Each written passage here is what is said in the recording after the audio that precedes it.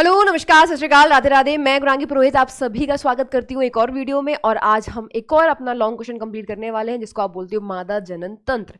जैसा कि हम इससे पहले वाली क्लास में विथ डायग्राम पढ़ चुके हैं नर जनन तंत्र, वैसे ही हम यहाँ पर मादा जनन तंत्र को एकदम सिंपल तरीके से कंप्लीट कर रहे होंगे। तो आप सभी बच्चों को इस वीडियो को पूरा देखना है स्टार्टिंग से लास्ट तक। डेफिनेटली आपको बहुत कुछ हेल्प मिलने वाली है। तो स्टार्ट कर लेते हैं अपनी क्लास को। यहाँ पर सबसे पहले तो मैं आपको बता दूं कि अगर आप इसके बारे में जानना चाहते तो आपको पता होना चाहिए कि एनसीईआरटी में क्या डायग्राम बना हुआ है। तो ये जो आपका डायग्राम है मादा जनन तंत्र का, वो एनसीईआरटी में कुछ इस तरीके से है। ठीक है, अगर हम इसको 3D में देखते तो 3D में आपको कुछ इस तरीके का दिखेगा।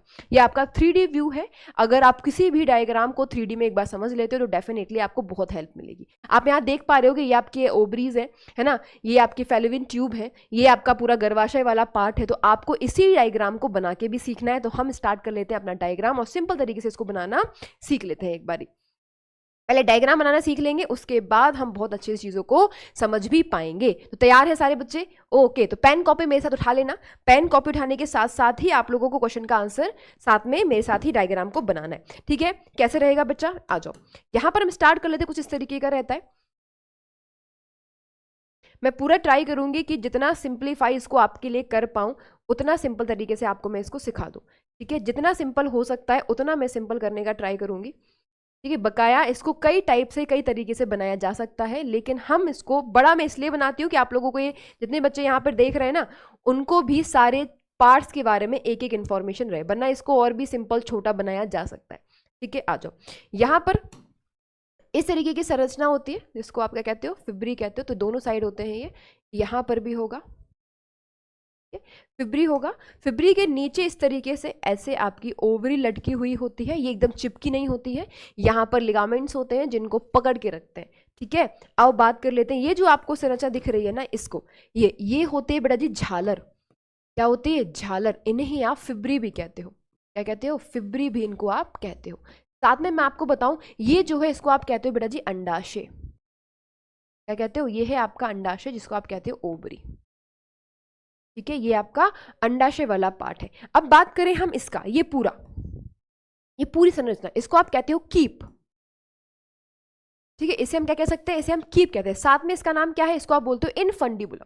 ठीक है, तो आप चाहो तो इनका दोनों नाम लिखो। इसको आप कहते हो इनफंडिबुलम,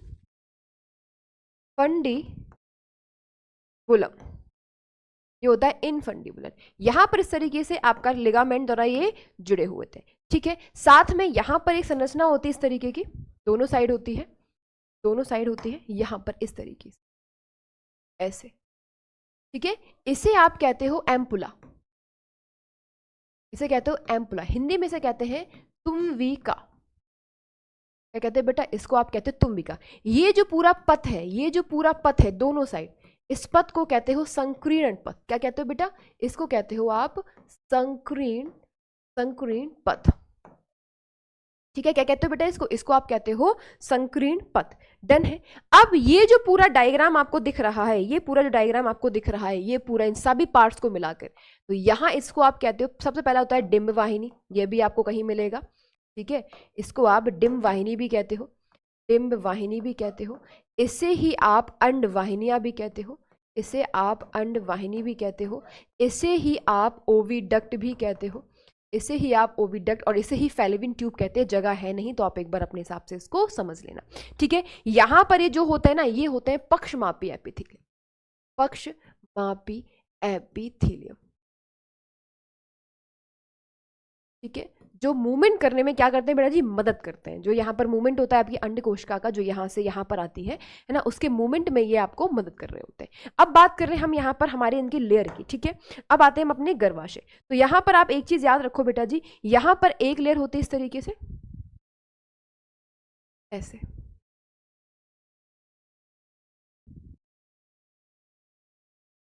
ठीक है, एक लेयर तो ऐसी होती है और एक लेयर होती है इस तरीके की ऐसे, folding folding folding folding folding इस तरीके।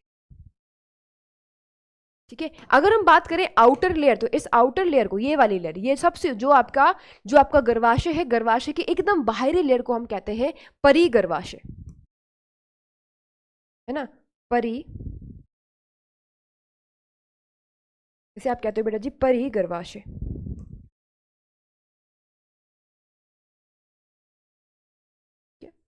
साथ में ये जो बीच वाला है इसको आप बोलते हो मध्य स्तर, हम कहते हैं मध्य स्तर गर्भाशय। ये पेशियों का बना होता है, किसका बना होता है? पेशियों का, ठीक है, ये पेशियों का बना हुआ होता है।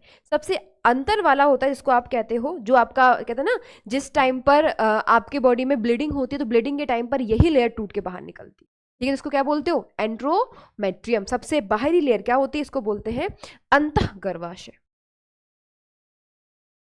इसको कहते हैं अंतः गर्भाशय, ठीक है। ये वाला पार्ट, अब यहां आ जाओ। ये जो पार्ट है इसे आप कहते हो गर्भाशय ग्रीवा, इसे हम कहते हैं बेटा जी गर्भाशय। ये जो छोटा सा भाग है इसको आप बोलते हो भग, ये है आपका भग। ये वाला भाग है आपका जिसको आप कहते हो योनि, ठीक है। यहां पर इस तरीके का एक नाल होता है जिसे आप कहते हो, क्या बोलते हो? ग्रीवा नाल, इसे हम कहते हैं ग्रीवा नाल। ये पूरा पार्ट जो है वो कहलाता है आपका गर्भाशय, ये पूरा पार्ट। और कोई ऐसा पार्ट जो आपको लग रहा हो दीदी ने नहीं लिखा है, लिखना चाहिए तो बताओ, किसी बच्चे को कोई ऐसा पार्ट दिख रहा हो? नहीं, तो याद रखना गर्भाशय कैसा होता है? 3 स्तर का होता है, ये आपसे क्वेश्चन में पूछा गया है, ठीक है। कौन सा होता है? परि, मध्य और अंतः गर्भाशय। ये आपके मेन पार्ट है, अगर आप इतना डायग्राम भी बनाना सीख लेते तो आपके लिए सफिशिएंट है। अब इनके बारे में कुछ इन्फॉर्मेशन हम ले लेते हैं, यहाँ पर एक एक करके पढ़ लेते हैं। कोई यहाँ पर अगर हम बात करें अपने किसके बारे में, हम बात करें बेटा जी आपके अंडाशय के बारे में। तो अंडाशय हमारा प्राथमिक लैंगिक अंग है, इसके बारे में आप याद रखना। ये मादा युग्मक का निर्माण भी करता है और यहाँ से आपके मोस्ट इंपोर्टेंट जो हार्मोन होते हैं जिनको आप मादा हार्मोन कहते हो वो यहीं से रिलीज होते हैं। अगर हम बात कर लें कि हमारा जो पूरा स्त्री जनन तंत्र है वो किस किस से मिलकर बना है, तो आप याद रखना प्राथमिक अंग जिसको आप अभी अंडाशय आप देख चुके हो, साथ में आपके पास सहायक अंग भी होंगे जहां पर आपकी अंडवाहिनियां होंगी, आपका गर्भाशय होगा, आपकी गर्भाशय ग्रीवा होगा और आपका योनि वाला पार्ट होगा। सबसे ज्यादा काम अगर हम बात करें नर और मादा में, सबसे ज्यादा काम फीमेल के अंदर ही होता है, चाहे वो निषेचन का हो, चाहे वो भ्रूण विकास का हो, है ना, चाहे वो गर्भधारण का हो, चाहे वो दूध के बनने का हो, ये सभी चीजें ना, ये सभी चीजों का काम किसके पास है? सभी काम हमारे स्त्री जनन तंत्र के पास ही होते हैं, यानी मादा के पास ही होते हैं। जैसे हमने अभी अंडाशय के बारे में जान लिया, ये प्राथमिक अंग होता है, ये मादा युग्मक का निर्माण करता है, यहां से हार्मोन निकलते हैं, ठीक है। साथ में ये होता कहाँ है? लिख लो, उदर के नीचे दोनों ओर एक अंडाशय, कितने? एक जोड़ी, यानी संख्या में 2। इनकी लंबाई कितनी है? इनकी लंबाई है 2 से 4 सेंटीमीटर और ये श्रोणि भाग यानी पेल्विक रीजन से फ्लामेंट द्वारा जुड़े होते हैं। कहा था ना, फ्लामेंट द्वारा ये जुड़े होते हैं।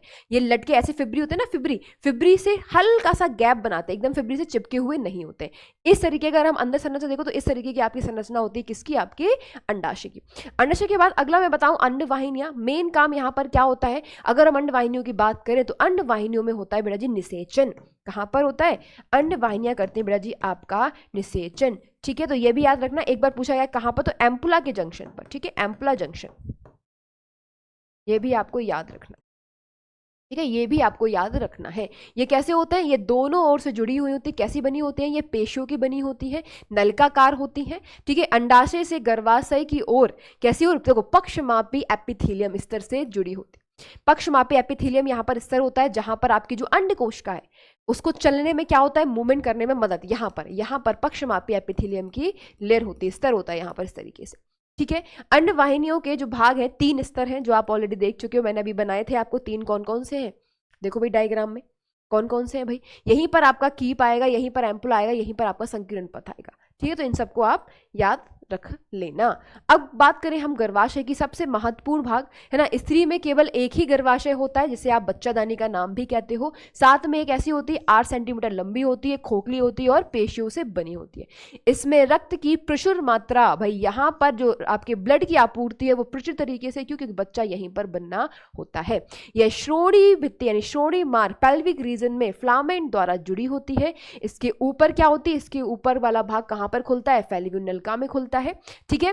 और नीचे की ओर आपका जो निचला सिरा है वहां पर क्या होती है? वहां पर आपकी गर्भाशय ग्रीवा होती है, यानी गर्भाशय ग्रीवा से जुड़ा हुआ होता है। साथ में आपको पता है 3 भाग होते हैं, कौन से? परि, मध्य और अंतः। 3 भागों से मिलकर आपका गर्भाशय बना होता है। इसके अलावा अगर हम बात कर लें आपकी योनि मार्ग की, तो योनि मार्ग में क्या है, योनि मार्ग आपका सबसे नीचे वाला भाग है, यानी गर्भाशय के ग्रीवा के नीचे की ओर का जो भाग है जहां पर ये खुलता है उसे आप कहते हो योनि। ठीक है, योनि। उसके और योनि के बाहर का जो छिद्र है उसको आप कहते हो भग यानी वल्वा। ठीक है, भग यानी वल्वा। ये है आपका पूरा मादा जनन तंत्र विथ डायग्राम। आपने यहाँ देखा, ये है भग, ये है योनि, ये है गर्भाशय ग्रीवा, ये है ग्रीवा नाल, ये है आपका गर्भाशय के 3 स्तर, तीनों स्तर दिए गए, परि, मध्य और आपका अंता। वहां पर आपके फिब्री है, आपके एपिथेलियम है, यहाँ पर तीनों भाग है, ये मिला हुआ है, आपका एम्फुला है, सॉरी कीप है, एम्फुला है और संकीर्ण पथ है, और ये आपकी ओबरी है जो आपके पास संख्या में 2 होती है। उम्मीद है कि आप इस डायग्राम को अच्छे से समझ पाए होंगे, और अगर आप और भी डायग्राम सीखना चाहते हो तो आपको इसी श्रेणी में यहाँ पर एक एक करके सभी डायग्राम में बनाना सिखा दूंगी, जहां पर आप लोगों को कोई भी प्रॉब्लम नहीं देखने के लिए मिलेगी। मोस्ट इंपोर्टेंट डायग्राम आपको रिकॉर्डेड सेक्शन में मिलेंगे, तो उम्मीद है कि आप सब जुड़े रहेंगे और इन सभी डायग्रामों को बनाना जरूर सीखेंगे। मिलते हैं बहुत ही जल्द अगली वीडियो में, तो खुश रहिए, मुस्कुराते रहिए, अपना प्यार बना के रखिए। नमस्कार, थैंक यू सो मच, जय हिंद।